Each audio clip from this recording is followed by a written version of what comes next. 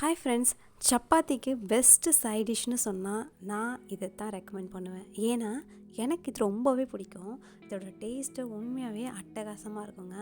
இது ரொம்ப மெனக்கெடவும் தேவையில்லை, குயிக்காக செஞ்சு முடிச்சிடலாம். வாங்க எப்படின்னு பண்ணலாம் பார்க்கலாம். ஒரு பேன் எடுத்து அடுப்பில் வச்சு எண்ணெய் ஊற்றி அதில் கொஞ்சமாக கடுகு போட்டு தாளிச்சிடுங்க. கடுகு நல்லா பொரிஞ்சதுக்கப்புறமா ஒரு 4 பெரிய வெங்காயத்தை நீட்டாக கட் பண்ணி அதோடு சேர்த்து நல்லா வதக்கிக்கோங்க. பெரிய வெங்காயம் நல்லா வதங்கினா தான் இதோட டேஸ்ட் நல்லாயிருக்கும். இப்போ வெங்காயம் நல்லா வதங்கினதுக்கப்புறமா ஒரு 4 பெரிய பல் பூண்டு எடுத்து தட்டி இதோடு சேர்த்துக்கோங்க, தோல் உரித்து. இதையும் சேர்த்து நல்லா வதக்கிட்டதுக்கப்புறமா 4 பெரிய வெங்காயத்துக்கு 4 பெரிய தக்காளி எடுத்து நீட்டாக கட் பண்ணி அதையும் சேர்த்து நல்லா வதக்கிக்கோங்க. வெங்காயம், தக்காளி, பூண்டு எல்லாம் நல்லா ஒன்று சேர வதங்கணும். தக்காளி நல்லா குழையணும். இதுக்கு தேவையான அளவு உப்பு சேர்த்துக்கலாம். இதையும் சேர்த்து நல்லா வதக்கிக்கோங்க.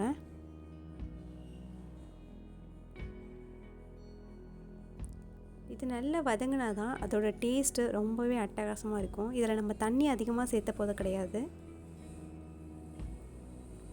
இப்போது எல்லாம் ஓரளவு வதங்கி வரும்போது நம்ம இதில் கொஞ்சமாக கருவேப்பிலை சேர்த்துக்கலாம்.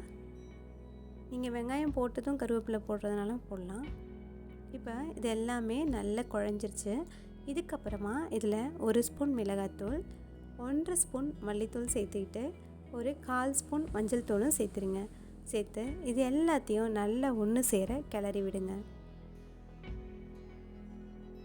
எல்லாம் நல்லா வதங்கி அந்த எண்ணெய் எல்லாம் மேலே அப்படியே திரிஞ்சு வரும். அந்தளவுக்கு நல்லா வதக்கிட்டு இதில் கொஞ்சமாக ஒரு 1/4 கிளாஸ் அளவு தண்ணி ஊற்றினா போதும். ஏன்னா அப்போ தான் இதோட டேஸ்ட் ரொம்பவே நல்லாயிருக்கும். இதை நல்லா ஊற்றி கிளறி விட்டுருங்க.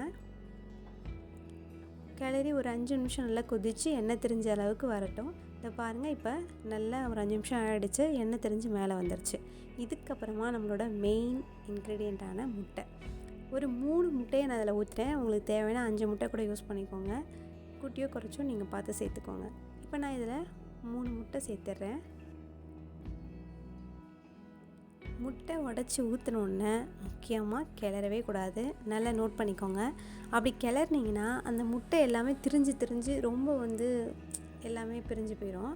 அப்படி இருந்தால் டேஸ்ட் நல்லா இருக்காது. அந்த முட்டை அப்படியே அந்த பைட் நம்ம கடிக்கும் போது அப்படி வரும்போது செம்ம டேஸ்ட்டாக இருக்குங்க.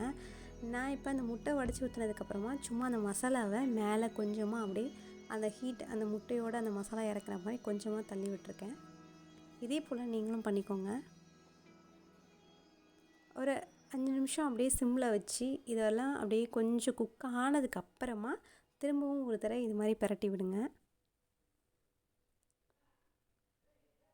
பாருங்கள், நான் ஒரு 5 நிமிஷம் கழித்து திருப்பியும் பரட்டி தனியாக விட்டுருக்கேன். இது ஒரு 5 நிமிஷம் நல்லா வெந்ததுக்கப்புறமா நம்ம நார்மலாக கலந்த பார்த்திங்களா, அப்படியே ஒரு பெரிய கட்டியாக அப்படியே அங்கங்கே முட்டை இருக்கும் போது அதோட டேஸ்ட் ரொம்பவே நல்லாயிருக்குங்க. இதை நீங்கள் சப்பாத்திக்கு வச்சு சாப்பிடும்போது அடடா, சப்பாத்திக்கு பெஸ்ட்டு சைட் டிஷ் இது தான் நீங்களே சொல்லுவீங்க. இது நல்லா வெந்து கிளறினதுக்கப்புறமா இதில் கொஞ்சமாக கொத்தமல்லி தழை தூவி இதை சர்வ் பண்ணுங்கள்.